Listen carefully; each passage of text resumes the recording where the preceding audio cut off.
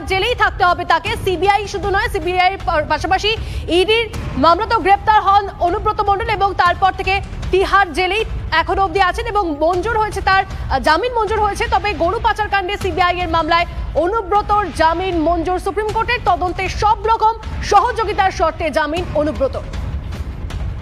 জামিন পেলেও জেল মুক্তি হচ্ছে না বলে খবর। ইডির মামলায় তিহার জেলেই থাকতে হবে অনুব্রত মণ্ডলকে।